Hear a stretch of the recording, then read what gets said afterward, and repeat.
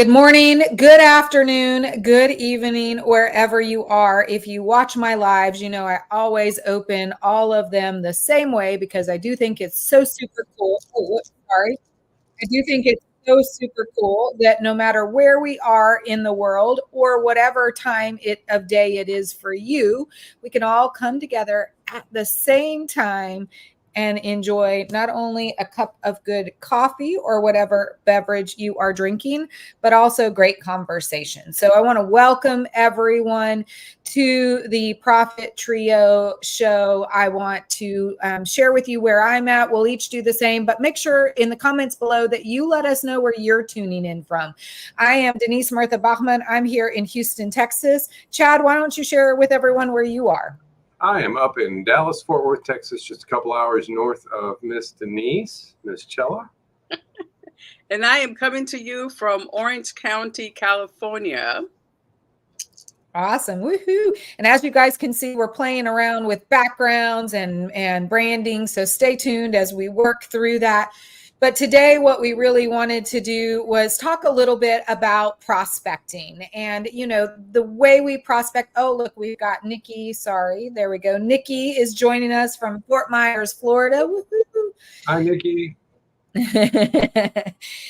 We are going to be talking today a little bit. Oh, we've got Mike McQuillan from Lima. I didn't know Mike was in Lima. Wow. Really? This whole time we've been talking to him, you've been in Lima, Mike? Wow. Lima, Peru. But what's interesting about that is that he's also in your same time zone. So I get a little bit jealous from time to time because I was like, wait, everybody's in Central Time Zone. we have someone from the Emerald Isle joining us. Yes, that's Anna. We love Anna.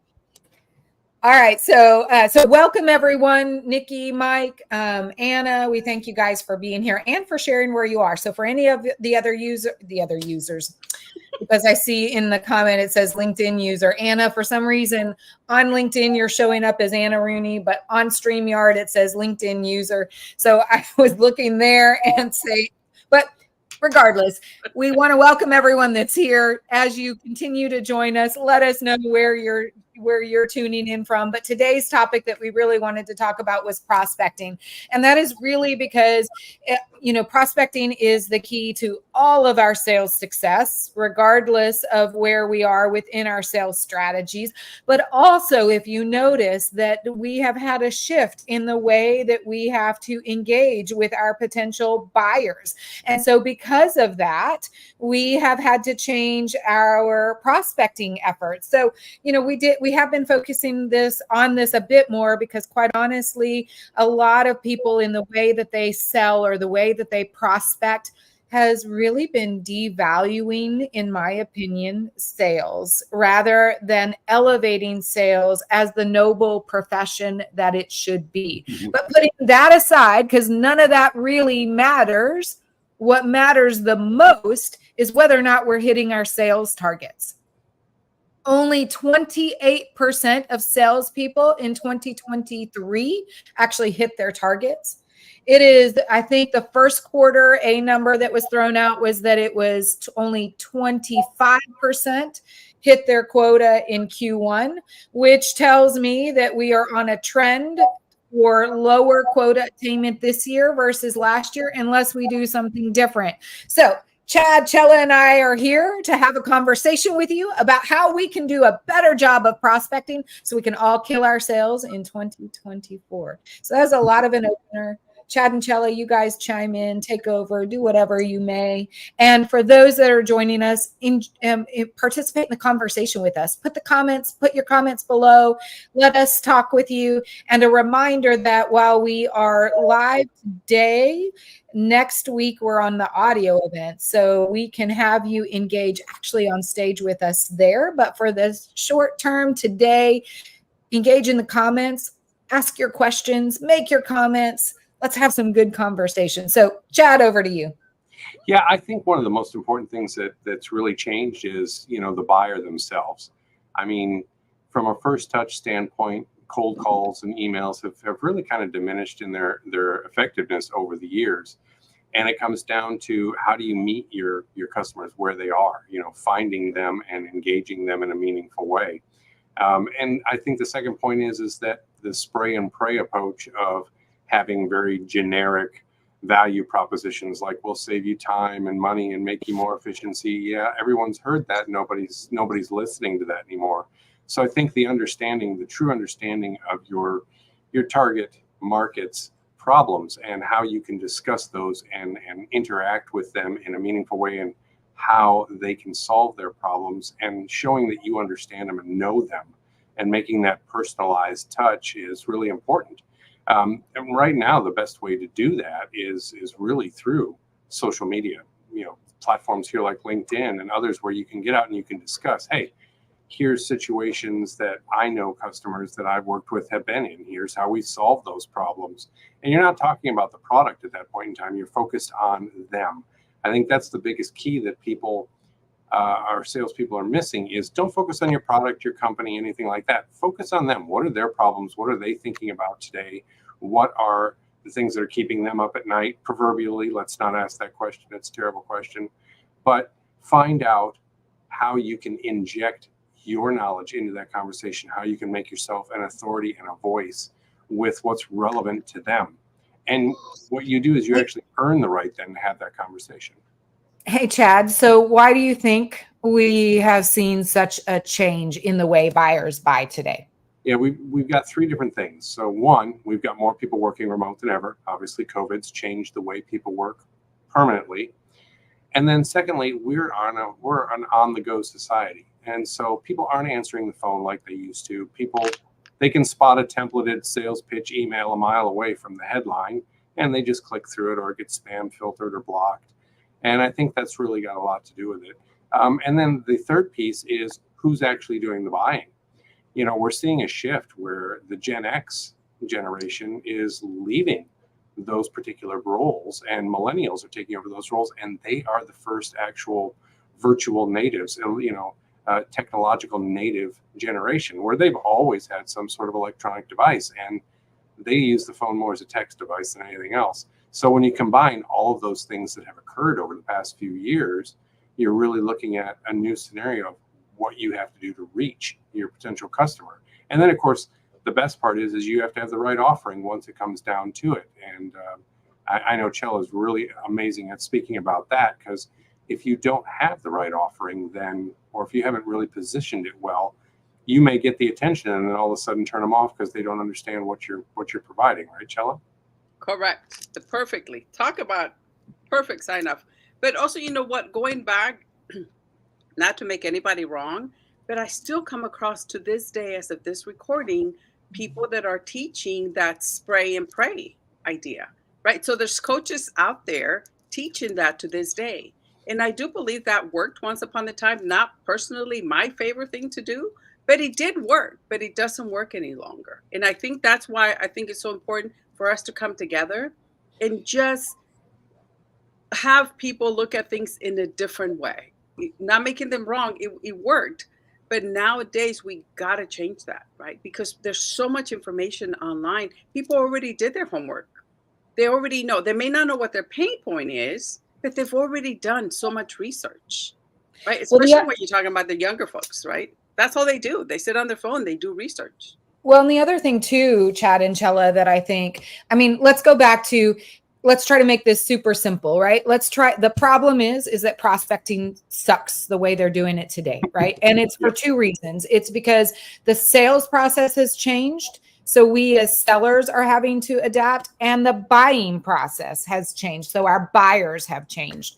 So, okay, that's the problem at hand. So the reason for that problem, Chad, you mentioned it. One of them is really that we have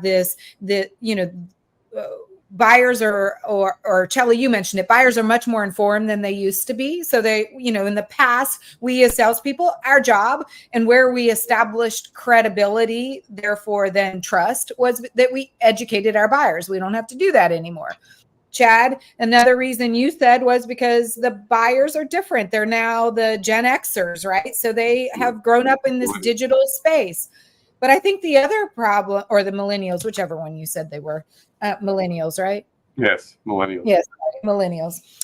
But ultimately, what it all boils down to is that the buyers are leveraging different platforms and mediums with which to engage. So the old way of sending emails, no one looks at their emails. How many of us actually open up our emails every day, all day long?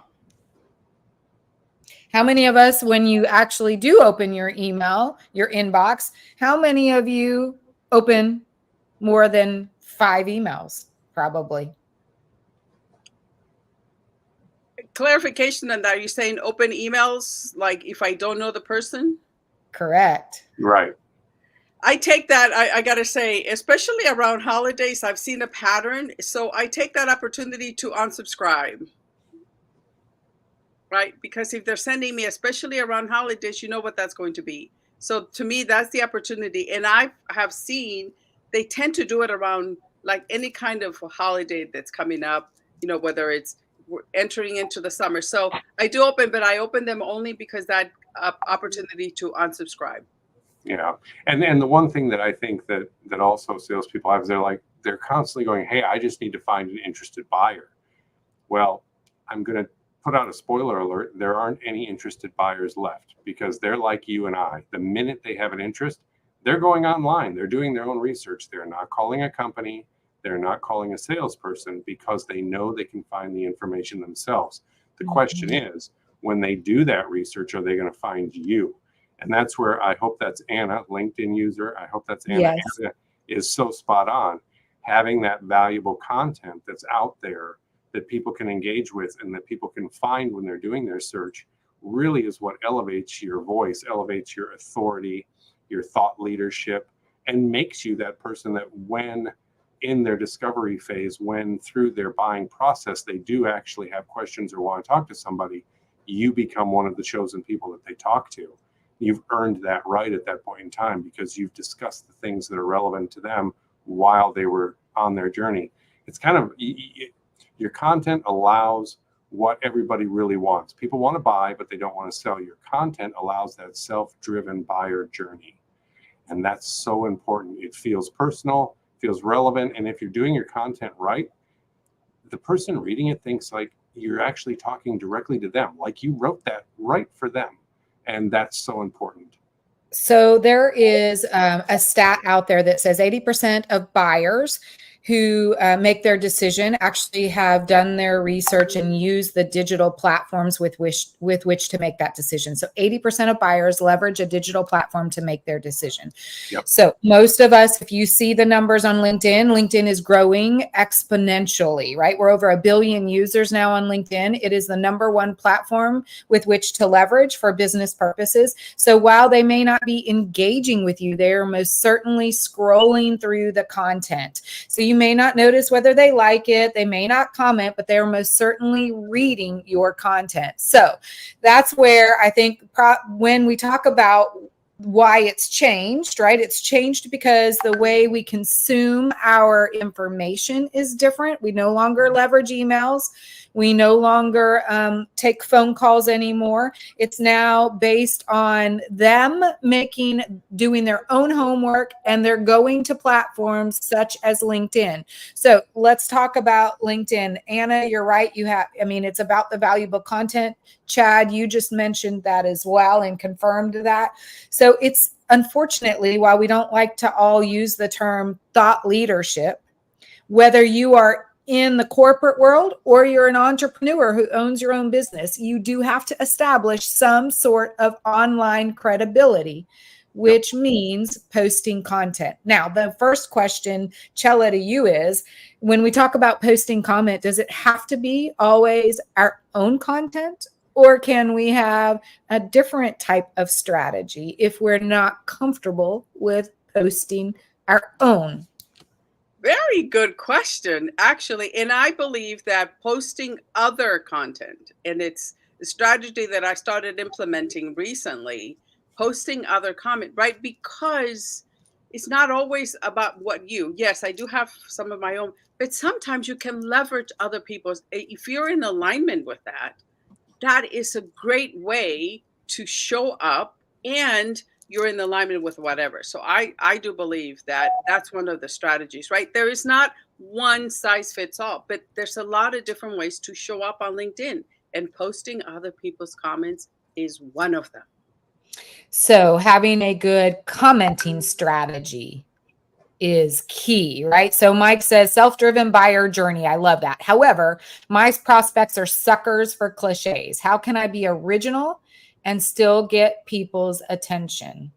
You know, I would say that probably, Mike, it's one of those things where you hear the same information from so many different sources, but there's always going to be that one or two people's voice that resonates with you more. It's the way they say it, the wording they use, the emotion that they provide with it, the energy that's behind it. You are still a unique individual. You can say the same thing that 100 other people are saying, but you can say it in the right way for your prospects that's going to resonate more with them and make that deeper connection. Sometimes that's really what it's about. You know, conventional wisdom isn't conventional. Conventional wisdom is how we can convey that to others. I think that's really the most important aspect of it. Well, I have a question for Mike. Mike, could you give me an example? What do you mean about your prospects are suckers for? Can you give me an example so I get an idea of what that looks like when you say that they're suckers for cliches? Yeah. And while he's actually typing that out, one of the things I want to talk about is we have a commenting and a content strategy, right? So you have two types. Well, content is the umbrella. So you have posting and you have comment strategy, right? But when you talk about getting people's attention, there are some constructs to get people's attention, right? So when we get a bit more clarity from Mike, we can dive in a bit deeper, but let's talk about getting people's attention. Getting people's attention means getting the right hook. So when you're creating your own post, your own content, it's making sure you have a hook that is that catch your prospects' eyes. When you're talking about commenting, it's making sure that you are thoughtful and purposeful in your comments to catch their attention. But Mike says, don't be nervous when you're speaking. Let me write that again. Don't be nervous when you're speaking. That's a cliche. I didn't know that was a cliche. Don't be nervous when you're speaking. That's okay. I mean, so Mike, maybe to summarize what you're trying to ask, how to design crappy slides for a pitch deck. Okay, so what you're talking about is you're creating a catchphrase or your own cliche, and they're uncomfortable I know what I'm trying to say. I'm trying to summarize is that if you're pitching these type of cliches, how do you get them to understand how do you get past the cliches themselves and actually start talking about the true root of the matter and where you differentiate yourself from others? Would that be a fair summary, Mike? I love that we're able to have this conversation. In the meantime, while we'll come back to Mike because I don't want to forget Anna. She said, absolutely true, Denise. I'm noticing it more and more. And it is a shift from emails to instant access through, I think she meant DMs on LinkedIn versus PM.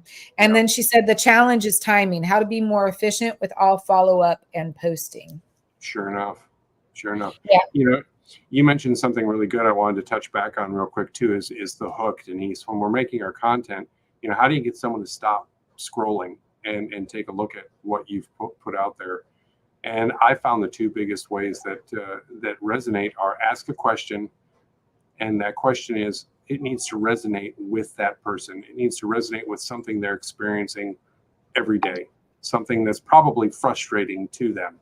So you want to ask a question that's what they're like, yes, that's me, and they want to read on. Or you want to make a really bold statement that just flies in the face of what they believe to be true. You know, make a bold statement that just challenges their beliefs, their realities, their understanding of what they're doing on a day-to-day basis, and makes them look at it in a different way.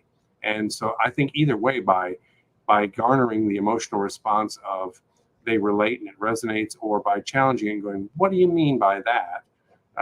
Those are the two best ways that I found to stop somebody to really read into what you've put out there in your content. And then once you've had that hook and you've got them, you have to have a good story. You have to really lay in that value and give that quick hit that's going to resonate with them right after that. So we're going back to Mike, but on that, I also found that some of the posts that people that I follow, asking a question or a comment within the post, right? Because then you're guiding them to what you wanted to do. Sometimes I personally have trouble coming up with a question on the post, right? It's like, what would I ask? But if the person that made the post, they're already guiding you. Well, can you give us an example of whatever it is? To me, that's powerful. Yeah. So stage fright. Yeah. So I guess what Mike is saying is, I mean, he wants to be authentic. He wants to show them his uniqueness, his differentiator. So yes, catching them with a cliche, and maybe that's the bold statement, right? When we talked about having a content strategy, which includes posting and comments. And there are other things than posting. There are things like lives, right? There are all sorts of different ways that you can get content out there, newsletters, etc., right?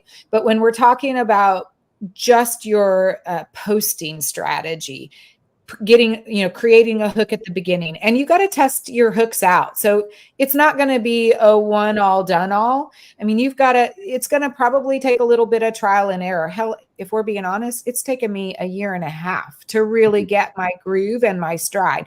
And just because I found my groove doesn't mean that someone can emulate exactly what I've done and have the same success, right? You've got to have your own voice and your own. So whether you give a bold statement, whether you put a cliche, whether you lead off with a quote from a popular or important VIP person, whether you ask a question, you've got, and quite honestly, you got to mix it up a little. You can't do the same thing for every post. So, whatever you decide, it's giving them a hook of some sorts at the beginning, and then feeding them with content in the middle of the post and giving them a call to action somewhere throughout that post as well. Like Chella mentioned, asking them a question, right? And I think that finding your voice and adding your stories, like Mike, you tell some great stories when you've been on the stage with us in their audio events. You tell some great stories. So, Yep. maybe your hook is stage fright. Stage fright is the number one, whatever, right? Maybe that's your hook. I don't really know. I don't know your space well enough, but let's just say that's your hook. Stage fright is the number one cause as to why people don't get on stage. I don't know, right? Okay. Or 50% of people have stage fright, or 95, whatever that is, right? That's your hook. And then you tell a story. Look, here's, either your client's story or your own story, right? You tell a story, and then you say, okay, now how can we challenge you to overcome your stage fright? Why don't you take it, I don't know, whatever your story was, related back to your story, and give them a call to action, right? There are so many ways you can tackle it. But what is key, I think, and Chella knows this better than Chad and I, it's about being your authentic self on LinkedIn. And I want to go back, Denise, because you just gave the secret sauce, the magic formula to posting, right? It's taken her a year and a half to find her magic, to find that genius zone that works for her. But she also shared that we have to mix it up, right? We have to, what's that hook? Whatever that looks, right? Is that a quote? Is it whatever that may be?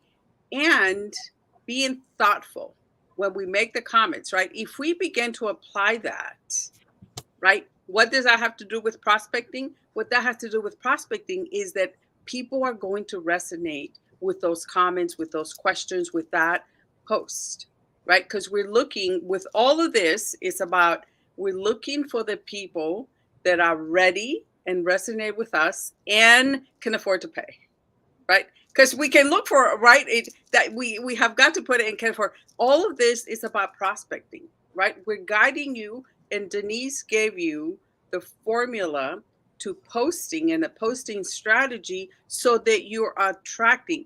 I personally would rather have 5 people reach out to me instead of me reaching out to 100, right? I'll take that all day long. Yep. But on the flip side of that, Chella, and this is where Chad is can maybe add some more color or qualify a bit better. We can't always just, it is great. Life is great when we have inbound leads, but the reality is that it takes a little bit of time to get those inbound leads. And so you want to build your strategy so that you are attracting more inbound leads than you're having to do outbounding. But what about those that live in the corporate world where they're required to outbound some, as well as us as entrepreneurs who are owning our own business, who really have to see some sales results faster, because we know that inbounding takes a little bit of time to build that, not only to build that effective strategy, because we can all put a strategy together, but ensuring that it's effective, which is trial and error, takes time, right? How do we do just general prospecting in an outbound manner that now really takes into account the way the buyers have shifted? How do we appeal to them in a way that that actually gets their attention? So it can't all just be through our content, because not all of them are going to view the content. So how do we shift that to the DMs, Chad? How do we do more effective prospecting when it has to be in an outbound manner versus an inbound? Yeah, and that's a great question. So it's really about understanding, making sure that you've segmented your lead list very well, that you understand exactly your target audience, be it by their persona, their industry, their common problems. And then what you want to do is you want to use that content that they may not have seen or not have engaged with, and you can actually use that as a lead in. So one of the things that I like to teach people is, when you send that email, use their first name and go, Denise, maybe you missed this on LinkedIn, and send them one of your posts, or maybe a little personalized video. Hey, I looked at your profile on LinkedIn. So I'd say, Denise, custom video made for you would be my headline. And when you open it, it's me waving at you, the little thumbnail. And you're going to open it, and I'm going to say, Denise, I looked at your profile on LinkedIn, discovered you're doing this and this and this. Would really love to ask you a couple of questions about what? Go in your lead in, instead of talking about your product or your service, needs to be questions about them. You want to understand more about them, but you have some things that you want to share as well. You want to make it a conversation. And for cold calls, unfortunately, we still do live in a world where we do need to do that. And when you need to do that, you need to go in with the understanding you are interrupting their day. They weren't expecting your call. They may not have time. And instead of having an elevator pitch that's my product, my company, my service, lead in with, hey, I realize you were not expecting my call at this moment. And just being human and honest and coming in, but I wanted to have a conversation with you about a couple of quick topics.